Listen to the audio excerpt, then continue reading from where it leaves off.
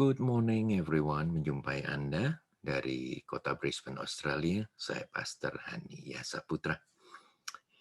Topik yang saya ingin gunakan hari ini adalah pengkhianatan. Ya, bagaimana kita tidak menjadi hancur oleh karena pengkhianatan, melainkan kita akan menjadi kuat oleh karena pengkhianatan itu. Salah satu contohnya yang akan saya ambil adalah The Kiss of Judas. Judas merupakan salah satu daripada 12 murid yang dipilih langsung oleh Tuhan Yesus sendiri. Dan akhirnya kita semua sudah mengetahui bahwa dia mengkhianati Tuhan Yesus, dia menjual Tuhan Yesus dengan kepingan perak itu. Nah, Yudas bukanlah satu kesalahan pilihan, melainkan satu jalan yang harus ditempuh untuk mencapai ke satu destinasi yang sudah ditentukan Tuhan bagi kita semuanya. Bagian Yudas dalam penyaliban dan kematian Tuhan Yesus sangatlah penting. Tanpa Yudas tidak ada kematian maupun kebangkitan Kristus itu. Nah, perubahan kedewasaan hati kebanyakan disambut dengan tragedi kehidupan. Tidak ada yang lebih menolong Yesus untuk mengenapi panggilan kehidupannya selain Yudas Iskariot. Itu betul. Ya. Tidak ada yang lebih signifikan lagi kalau tidak Yudas Iskariot mengambil peranannya di dalam kisah penebusan Kristus sendiri. Kita tidak bisa memilih siapa yang akan berlalu lalang dalam kehidupan kita.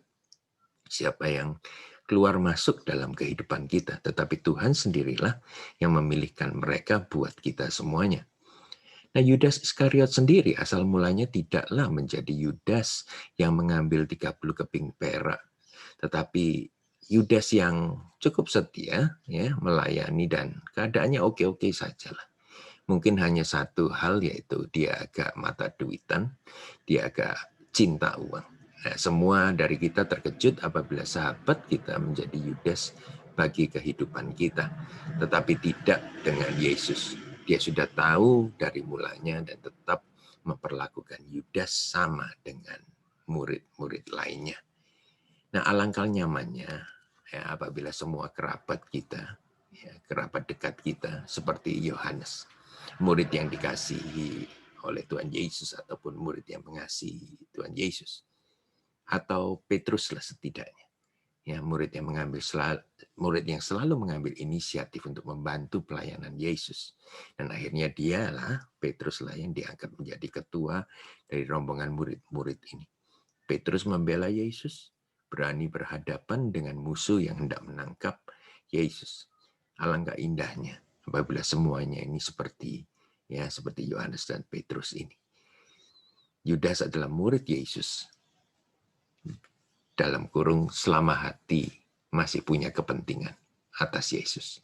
Tetapi menjadi Yudas pengkhianat ketika hati mulai berbalik dan berniat untuk menghentikan kegerakan Allah sendiri. Tidak ada kehausan akan pengetahuan siapa yang dia layani, tetapi fokus utama hidup nyaman dengan uang yang dipegangnya. Dalam pandangan Yesus, Yudas sangat berguna sekali. Bahkan Yesus tidak bisa mengenapi tujuan kedatangannya, yaitu untuk mati di kayu salib tanpa Yohanes, ya, Yohanes maupun Petrus, tetapi tidak dengan Yudas. Ya, tidak dengan Yudas. Hebatnya permainan cantik surga. Yang jahat pun dia pakai untuk menjadi satu berkat. Perhatikan itu, saudara. Siapa yang jahat di sekitar Anda? Siapa yang menjahati Anda hari ini? Jangan-jangan Tuhanlah yang akan memutarbalikkan semuanya, itu akan menjadi satu berkat besar di dalam kehidupan saudara. Ya, dari sisi Yudas sendiri, oleh karena pandangannya yang miring, yaitu saya kok teringatkan perjanjian lama, saudara. Dikatakan bahwa kita ini tidak boleh memiliki dua takaran, ya, ataupun dua pundi-pundi, ya, dua timbangan di dalam pundi-pundi kita. Ya, jadi kalau kita tidak berjual beli itu, kita tidak boleh mengeluarkan satu timbangan yang curang. Nah, saudara, saya yakin percaya bahwa pada detik tertentu Yudas tidak mampu berbalik lagi, ya, tidak mampu balik kembali ke jalan yang benar. dia akan digiring ke jalan kebinasaan kekal. Tidak ada lagi anugerah daripada Tuhan, tidak ada lagi kasih, tidak ada lagi kesempatan. Nah, jikalau hari ini ya, pertobatan dan pembaruan hati dan pemikiran yang Tuhan berikan kepada kita semuanya, itu masih ada, maka baiklah hati kita ini menjadi satu hati murid yang sejati, bukanlah murid palsu ataupun gadungan. Tandanya cuma begini, selama Anda berkompromi dengan dosa, maka pengikutan Anda kepada Tuhan tidaklah dengan segenap hati.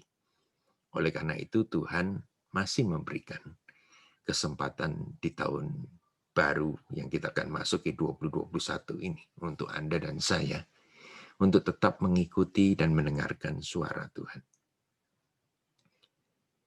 Nasihat yang sangat kuno dan sangat luar biasa sekali adalah bertobatlah. Bertobatlah hari ini. Bertobatlah saat ini. Bereskan hatimu, luruskan jalanmu, dan kau akan selamat. Dikatakan bahwa sebab itu apakah yang kita katakan tentang semuanya itu. Jika Allah di pihak kita, siapakah yang akan melawan kita? Jelas sekali kalau saudara bertobat dan mau membereskan semua celah maupun noda hitam dalam kehidupan Anda dengan meminta kekuatan daripada Tuhan dan minta kebenaran daripada Tuhan, maka iman saudara akan bekerja lagi, iman saudara akan aktif lagi. Karena 20 kali ya, iman digunakan di dalam perjanjian baru yang berhubungan langsung dengan kebenaran, righteousness. Ya, itu penting sekali untuk saudara perhatikan bahwa iman kita itu sangat berhubungan sekali dengan kebenaran. Selalu setiap pagi saudara bangun dengan mengatakan, aku dibenarkan oleh karena Kristus Yesus. Dan biarlah cuplikan video ini memberkati Anda. Kalau itu memberkati Anda, biarlah Anda like, share, maupun subscribe dalam YouTube channel saya. Tuhan memberkati. Sampai besok.